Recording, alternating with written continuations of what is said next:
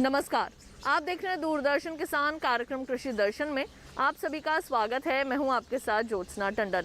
कृषि दर्शन एक ऐसा कार्यक्रम है जिसमें हम आपको कृषि जगत से जुड़ी तमाम जानकारियां देते हैं। लेकर आते हैं आपके लिए 3 सेगमेंट्स, विज्ञान और किसान, कृषि स्टार्टअप और फार्मिंग इंडिया।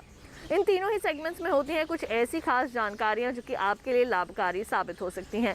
आज हम आपको बताएंगे कि ज़्यादा कमाई के लिए किस तरह से आप कर सकते हैं व्यावसायिक डेयरी फार्मिंग। मिलवाएंगे आपको प्रगतिशील किसान से और अंत में बात होगी मृदा स्वास्थ्य कार्ड योजना की। तो इन तमाम जानकारियों के साथ आइए शुरू करते हैं हमारा आज का कृषि दर्शन कार्यक्रम। आइए कार्यक्रम की शुरुआत करते हैं हमारे पहले सेगमेंट विज्ञान और किसान से।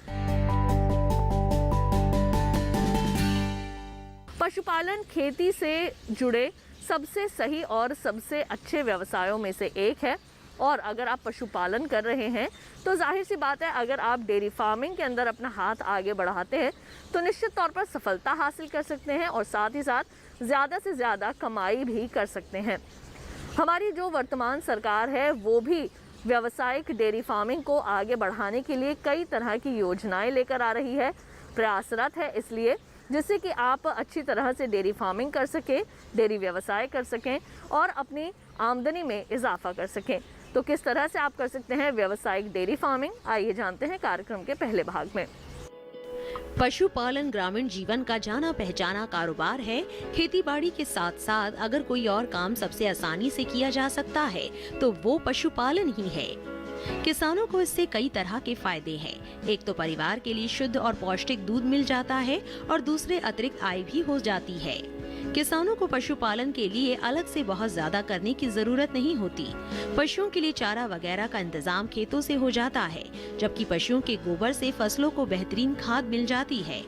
अगर आप व्यावसायिक तौर पर डेयरी फार्मिंग अपनाना चाहते हैं तो सरकार की तरफ से कई तरह की योजनाएं आपका इंतजार कर रही है। उनकी मदद से कम पूंजी वाले किसान भी ये काम आसानी से शुरू कर सकते हैं। डेयरी फार्मिंग सिर्फ दुग्ध उत्पादन तक ही सीमित नहीं है, बल्कि इससे मक्खन, दही, पनीर, घी, मावा और छाछ तैयार करके और भी ज्यादा आमदनी ली जा सकती है। देश भर में ऐसे लोगों की कोई कमी नहीं है जिन्होंने डेयरी व्यवसाय से बेहतरीन कमाई की है। आप बैंक से लोन लेकर दूध उत्पादन की इकाई शुरू कर सकते हैं। अगर आप अकेले होने की वजह से डेयरी फार्मिंग की हिम्मत नहीं जुटा पा रहे हैं तो सहकारिता के जरिए कई किसान मिलकर काम शुरू कर सकते हैं। अच्छी बात यह है कि महिलाएं भी इस काम को आसानी से कर लेती हैं, बल्कि भारत में तो एक तरह से पशुपालन की ज्यादातर जिम्मेदारी महिलाएं ही संभाल रही हैं। बहुत से भूमिहीन या कम जमीन वाले किसान पशु पालकर ही अपने परिवार का पेट पाल रहे हैं। ज्यादा दूध उत्पादन के लिए डेयरी फार्म में 3 बातों का ध्यान रखना होगा। एक तो उन्नत किस्म की ही गाय भैंस पाले, दूसरे उन्हें संतुलित आहार दे और तीसरे उनकी सेहत का ख्याल रखे। भारत में देसी नस्लों के साथ साथ संकर और विदेशी गाय भी पाली जा रही है, लेकिन विदेशी नस्लें भारतीय जलवायु के अनुरूप नहीं है। यही वजह है कि देसी नस्लों पर ध्यान दिया जा रहा है और उनमें दूध उत्पादन बढ़ाने की कोशिश हो रही है। जिस जगह पर आप गाय भैंस बांध रहे हैं वो साफ हो, सूखी हो और आरामदायक भी। जगह ऐसी चुने जहां पशु ज्यादा गर्मी और सर्दी से बच सके। चारा देते समय 2 पशुओं के बीच पर्याप्त दूरी रखें। एक पशु के लिए 5.5 फुट चौड़ी और 10 फुट लंबी जगह चाहिए। व्यावसायिक डेयरी फार्मिंग शहर के आसपास के इलाकों में करें। दुधारू पशुओं में संतुलित आहार बहुत जरूरी है क्योंकि इसमें प्रोटीन, सोडियम, आयरन, जस्ता, आयोडीन और विटामिन ए पर्याप्त मात्रा में होता है। पशुओं को हरा चारा जरूर खिलाएं क्योंकि इसमें प्रोटीन, कैल्शियम और फास्फोरस होता है जो पशु के दूध में बढ़ोतरी कर देता है, जबकि विटामिन ए पशु को बीमारियों से बचाता है। विटामिन ए की कमी से बांझपन और गर्भपात की भी समस्या आ जाती है। गर्भवती पशुओं को 30 ग्राम खनिज रोज दे और गर्भाधान के 6.5 से 7 माह के बीच एक समय दूध ले और उसके बाद बंद कर दे। पशुओं के ब्याने से 2-3 माह पहले से ही संतुलित चारा देते रहे।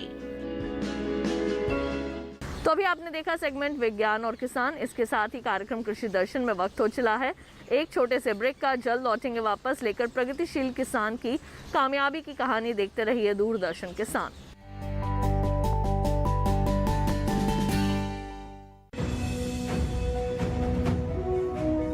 भारत सरकार का हर प्रयास किसानों को दे रहा है एक नई आस। देश के किसानों की खुशहाली और उन्हें आत्मनिर्भर बनाने के लिए भारत सरकार समर्पित है।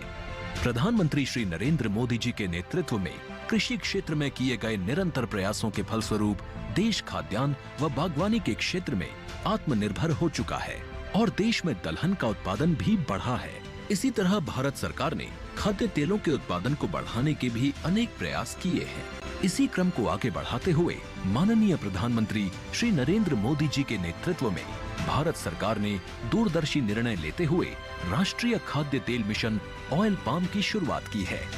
इस मिशन से देश भर के किसानों को बहुत लाभ मिलेगा। कृषि के पूंजी निवेश में वृद्धि होगी, खाद्य तेल आयात पर देश की निर्भरता कम होगी और रोजगार के नए अवसर पैदा होंगे। खाने के तेल में आत्मनिर्भरता के लिए अब राष्ट्रीय खाद्य तेल मिशन ऑयल पाम का संकल्प लिया गया है। इससे किसानों को तो सीधा लाभ होगा ही, गरीब और मध्यम वर्ग के परिवारों को सस्ता और अच्छी क्वालिटी का तेल भी मिलेगा। यही नहीं, ये मिशन बड़े स्तर पर रोजगार का निर्माण करेगा। इस मिशन के अंतर्गत ऑयल पाम का रकबा और पैदावार बढ़ाने पर जोर देने के लिए सरकार ने 11,000 करोड़ रुपए से अधिक की सहायता राशि निर्धारित की है। मिशन के तहत सरकार ने ऑयल पाम की खेती के लिए रोपण आदि की सहायता में बढ़ोतरी करते हुए पहले मिलने वाले 12,000 रुपए प्रति हेक्टेयर को बढ़ाकर 29,000 रुपए प्रति हेक्टेयर तक कर दिया है। ऑयल पाम के पुराने बागों के पुनरुद्धार के लिए 250 रुपए प्रति पौधा के हिसाब से विशेष सहायता दी जा रही है। पौधारोपण सामग्री की कमी दूर करने और बीजों की पैदावार करने वाले बागों को भी सहायता दी जाएगी। इसके तहत 15 हेक्टेयर ऑयल पाम उद्यान के लिए 80 लाख रुपए तक की सहायता राशि दी जाएगी। इसके अलावा नर्सरी विकास के लिए 40 लाख रुपए तक तय किए गए हैं। पूर्वोत्तर और अंडमान राज्यों के लिए विशेष सहायता का भी प्रावधान है। ऑयल पाम के किसान ताजे फलों के गुच्छे यानी FFB का उत्पादन करते हैं, जिनकी वर्तमान में कीमतें अंतर्राष्ट्रीय मूल्यों में उतार चढ़ाव के आधार पर तय होती हैं। पहली बार केंद्र सरकार ताजे फलों के गुच्छे की कीमत के लिए किसानों को आश्वासन दे रही है। ये व्यवहार्यता मूल्य यानी VP कहलाएगा, यानी किसानों को कोई घाटा नहीं होने दिया जाएगा। व्यवहार्यता मूल्य VP तय करने की शुरुआत 1 नवंबर से होगी और अगले वर्ष 31 अक्टूबर तक जारी रहेगी। इसे ऑयल पाम वर्ष कहा जाएगा। इस योजना के तहत वर्ष 2025-26 तक ऑयल पाम का रकबा 6.5 लाख हेक्टेयर सृजित करने और कच्चे ऑयल पाम की पैदावार वर्ष 2025-26 तक 11.20 लाख टन पहुंचाने का लक्ष्य निर्धारित किया गया है। सरकार के इस महत्वपूर्ण निर्णय से देश में ऑयल पाम की खेती करने वाले किसानों में विश्वास पैदा होगा और वे खेती का रकबा बढ़ाएंगे। इस तरह पाम ऑयल का उत्पादन भी बढ़ेगा, जिससे किसानों की आय बढ़ेगी और ग्रामीण अर्थव्यवस्था भी सुदृढ़ होगी।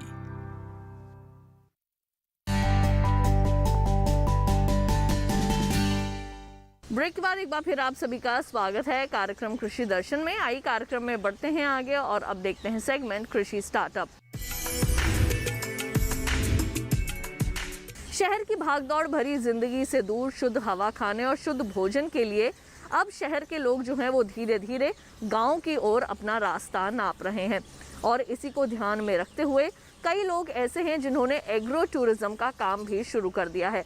ये गांव में किस तरह का रहन सहन लोगों का होता है, कैसा खान पान होता है, ये सब बाहर के लोगों को दिखाते हैं, जिससे कि वो गांव की ओर और ज़्यादा आकर्षित होने लगे हैं।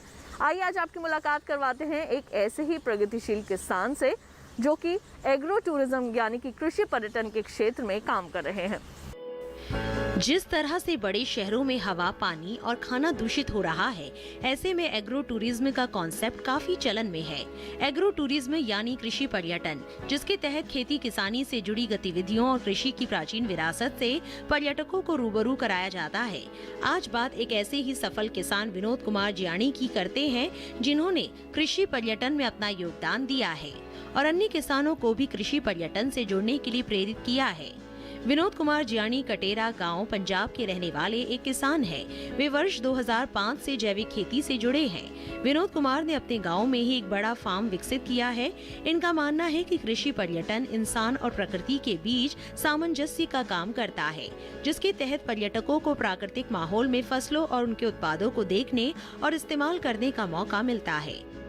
जब से मैंने 2005 से कुदरती खेती शुरू की है, नेचुरल फार्मिंग, उसके बाद काफ़ी लोग यहाँ देखने आते थे और केवल भारत से नहीं, विदेश से भी जो एनजीओ एनवायरनमेंट पर काम कर रहे हैं, इनके ऊपर नेचुरल फार्मिंग पर, कुदरती खेती पर काम कर रहे हैं, बीज बचाओ आंदोलन में कर रहे हैं। पूरी दुनिया भर के और बाहर से सारे विद्वान यहाँ आते थे और मैंने यहाँ खेती विरासत मिशन, हमारा जो पेरेंट ऑर्गेनाइजेशन है पंजाब का, उनकी भी पहले 5-4 साल में 20-30 मीटिंग, बड़ी बड़ी मीटिंग हुई है। तो पूरे इंडिया के जो भी काम कर रहे हैं सारे स्टेटों से यहाँ आते थे लोग। फिर मुझे ये आइडिया है, फिर भी यहाँ लोग आ रहे हैं देखने के लिए, तो और लोग क्यों नहीं आ सकते कमर्शियल बेस। तो उसी दौरान 2009 में पंजाब सरकार ने एक फार्म स्टे रिजॉर्ट की स्कीम निकाली थी। मैंने अप्लाई की तो 14 फरवरी 2009 को पंजाब गवर्नमेंट से मेरे ये फार्म स्टे रिजॉर्ट मान्यता प्राप्त थी। फिर इस फार्म के वो मैंने धीरे धीरे उससे कि अभी टूरिस्ट एंगल से लोग घूमने आते हैं, पर्यटन, उनके एंगल से और नेचर को साथ रखते हुए उसके में मैंने डेवलप कर दिया। तो ये मैं आज भी ये कहना चाहता हूँ, ये मेरा जैनी नेचर फार्म नहीं है। भारत का हर एक गाँव, हर एक के पास एक यूनिक सेलिंग पॉइंट है। कहीं भी ये टूरिज़्म आपको मेन, अभी गेस्ट आएंगे क्यों, 3 क्वेश्चन आ जाते हैं। अभी गेस्ट आएंगे क्यों, आएंगे तो करेंगे क्या और क्या लेके जाएंगे यहाँ से। तो हमारे यहाँ स्कूल के बच्चे आते हैं, आर्म्ड फोर्सेस बॉर्डर एरिया करके, वो भी काफ़ी आते हैं। और स्कूल तो दिल्ली से, चंडीगढ़ से, बठिंडा से, आसपास के दूर दूर से आते हैं। तो जो भी स्टूडेंट्स आते हैं, पहले 1 घंटा का हमारा ये लेक्चर होता है कुदरती खेती के ऊपर, कुदरती खेती करना चाहिए, हमारा भोजन कैसे आते हैं, उनको फार्मिंग के बारे में बताते हैं। फिर उनके बच्चों को और गेस्टों को हम फार्म की विज़िट कराते हैं। हम दिखाते हैं हमारी ज़मीन, सॉइल कैसे हेल्दी हो गया, कितने पेड़ लगे, पक्षी लगे, उनको इसके बारे में दिया जाता है। और फिर ये गेस्ट आते हैं, उनको खाना भी 90% तो हमारा खेत का ऑर्गेनिक खाना ही होता है। हर प्रकार की सब्जियां हैं, जैसे आगे बताया आपको, 32 प्रकार के हमारे फल है, सीजनल सारे वेजिटेबल्स हैं। और हमारे आटा, दाल, तेल, घी सारा घर का है। तो उनको खाया भी ऑर्गेनिक जाता है। तो इससे और इसको कुदरती खेती प्रमोट भी होती है और लोग बार बार आते हैं यहाँ रहने के, देखने के लिए। विनोद कुमार के फार्म मॉडल को देखने देश और विदेशों से भी लोग आते हैं। अपने इस फार्म मॉडल के जरिए वो फार्म पे आए कुछ लोगों को फार्म विजिट, फार्म एक्टिविटी और फार्म स्टे जैसी कई सुविधाएं देते हैं। इनके फार्म में 32 प्रकार के मौसमी फल और सब्जियां उगाई जाती हैं। साथ ही उनके फार्म पर आटा, दाल, तेल सारा सामान उपलब्ध रहता है जो पूरी तरह से ऑर्गेनिक होता है, जिसका उपयोग विनोद कुमार अपने फार्म पर आए पर्यटकों के भोजन में करते हैं। यहाँ आए लोग को ठहरने की सुविधा से लेकर खाने पीने सभी चीजों का खास ख्याल विनोद कुमार स्वयं करते हैं। इनका ये मानना है कि इस प्रकार हम अपने देश सहित विदेशों में भी जैविक खेती को बढ़ाने में सफलता हासिल कर सकेंगे। यहाँ तक कि इन्होंने अपनी कृषि पर्यटन को बढ़ावा देने के मकसद से फार्म पर आए टूरिस्टों के लिए मनोरंजन की व्यवस्था भी कर रखी है, जिसमें बैल और ऊंट की सवारी भी मौजूद है, ताकि आए हुए लोगों का समय ज्यादा से ज्यादा अच्छा बीत सके। गेस्ट आते हैं, उनके रहने के लिए भी हमने काफ़ी अच्छा प्रबंध किया है। 8 कमरे बनाए हैं जो पंजाब गवर्नमेंट से हमें अप्रूव्ड हैं। तो 8 कमरे रुकने के लिए हैं, टेंट भी बना रखे हैं। और गेस्ट आएंगे तो क्या क्वालिटी टाइम स्पेंड करेंगे। तो उनके एंटरटेनमेंट के लिए बैलगाड़ी की सवारी है, ऊँट की सवारी है, घोड़ा गाड़ी सवारी है। फिर इंडोर और आउटडोर सारे गेम्स है, फुटबॉल, क्रिकेट, बास्केटबॉल, आर्चरी है और स्किल गेम्स भी हैं। बच्चों के लिए झूले भी लगा दिए। फिर एक स्विमिंग पूल भी बना दिया हमने। स्विमिंग पूल को भी नेचर के हिसाब से बनाया है। भी नीचे का पानी हम यूज़ करते हैं, इसमें कोई क्लोरीन केमिकल नहीं डालते। और 2-3 दिन बाद पानी बदलना होता है, ये पानी सारे खेत के अंदर वापस यूज़ हो जाता है। और पूल ज़मीन से 2 फुट ऊपर है। सोलर के पंप से हम भरते हैं, उससे इलेक्ट्रिसिटी वेस्ट नहीं होती, खाली करते टाइम हमारे एनर्जी नहीं लगती। फिर ये सेंट्रल गवर्नमेंट की स्कीम थी वाटर हार्वेस्टिंग।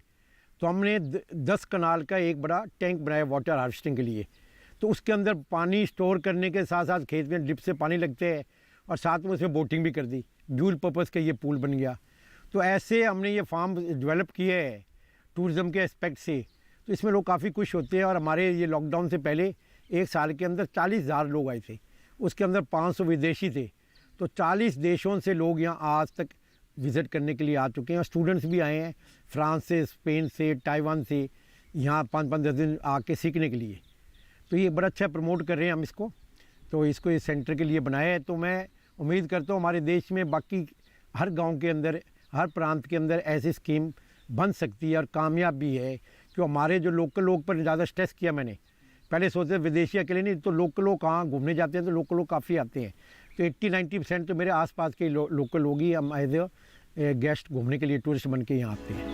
यही नहीं, अपने फार्म द्वारा प्राप्त उपज की प्रोसेसिंग कर बने उत्पादों को विनोद कुमार बाजार में बेचकर अच्छी आमदनी भी कमा रहे हैं। साथ ही साथ उन्होंने डेयरी फार्म भी बना रखा है, जिससे भी ये लाभान्वित हो रहे हैं।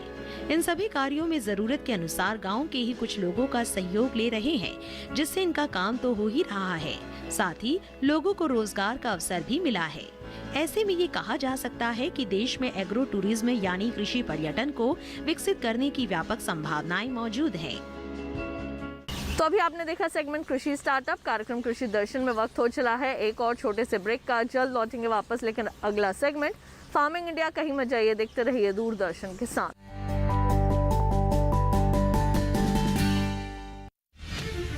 अन्नदाता किसानों की खुशहाली और उनकी आय में बढ़ोतरी के लिए भारत सरकार लगातार प्रयासरत है।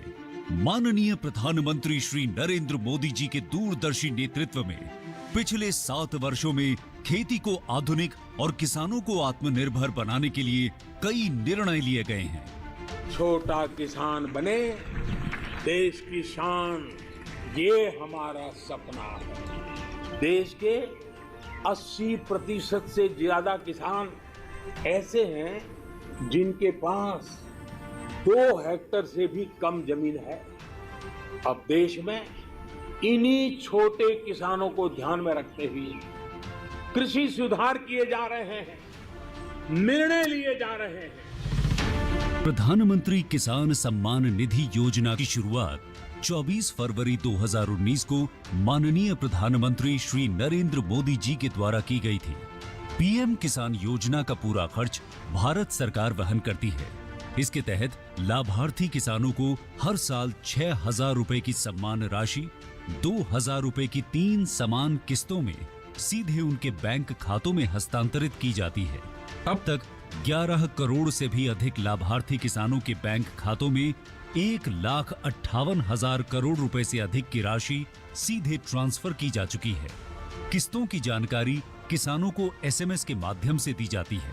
இப்போ நேரா நாங்க வந்து பேங்க்குக்கு ஆக்சுவல் போகும்போது அந்த பணத்தை நாங்க வித்ரா பண்ணிட்டு வந்து நாங்க விவசாயம் பண்ணிக்கிறோம்।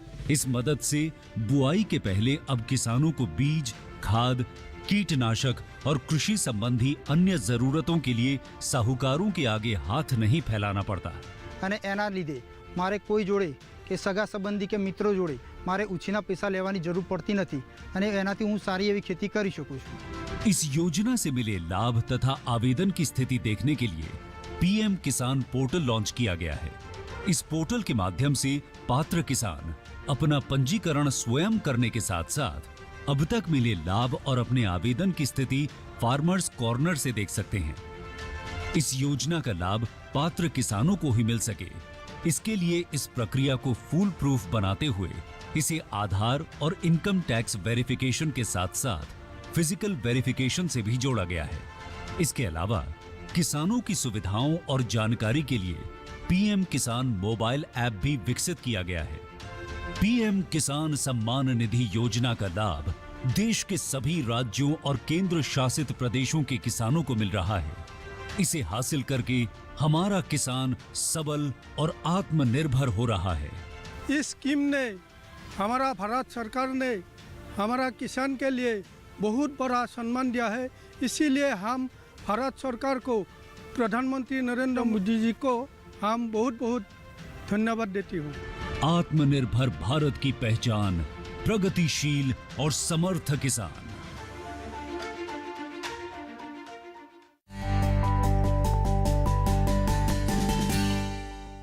ब्रेक के बाद एक बार फिर आप सभी का स्वागत है कार्यक्रम कृषि दर्शन में। आइए कार्यक्रम में बढ़ते हैं आगे और अब देखते हैं सेगमेंट फार्मिंग इंडिया। किसान भाइयों बहनों, जैसे कि हम सभी जानते हैं कि रसायनों के अंधाधुंध प्रयोग ने हमारी मिट्टी की सेहत को जहां एक तरफ बिगाड़ दिया है, तो वहीं दूसरी ओर पर्यावरण को भी काफ़ी ज़्यादा नुकसान पहुंच रहा है। आज हम आपको जानकारी देने वाले हैं मृदा स्वास्थ्य कार्ड योजना के बारे में, जो कि मिट्टी की सेहत को ध्यान में रखते हुए शुरू की गई है। कैसे आप मृदा स्वास्थ्य कार्ड योजना का लाभ ले सकते हैं और अपनी मिट्टी की सेहत में सुधार ला सकते हैं, आइए जानते हैं कार्यक्रम के इस भाग में।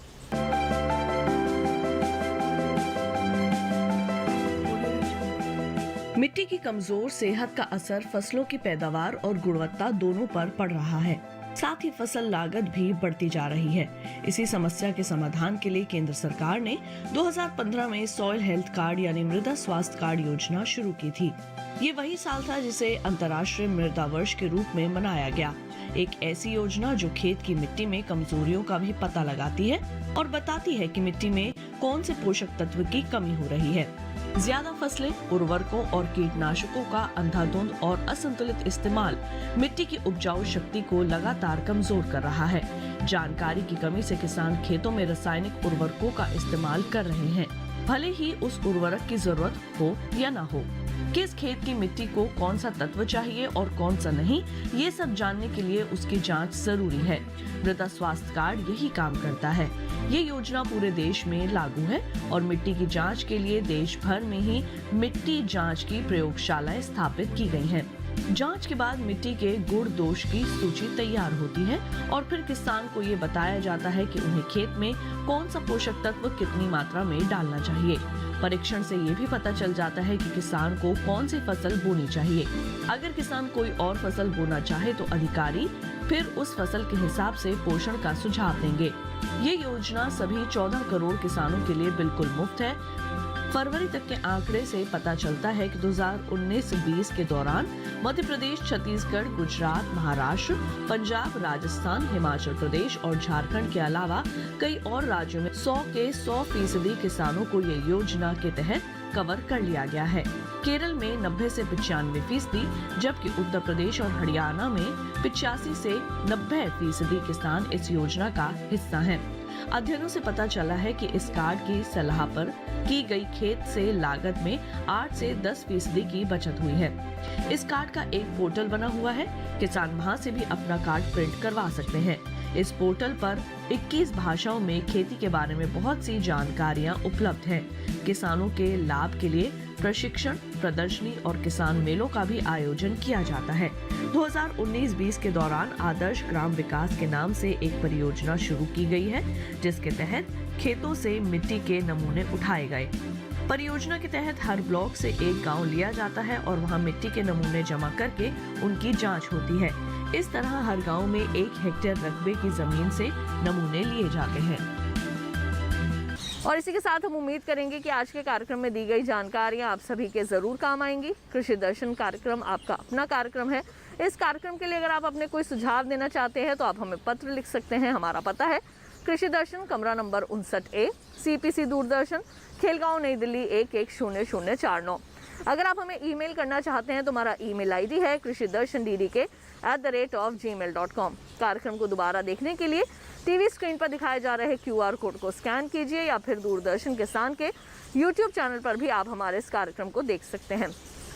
तो आज के लिए केवल इतना ही। मुझे दीजिए इजाजत। आप देखते रहिए दूरदर्शन किसान। नमस्कार।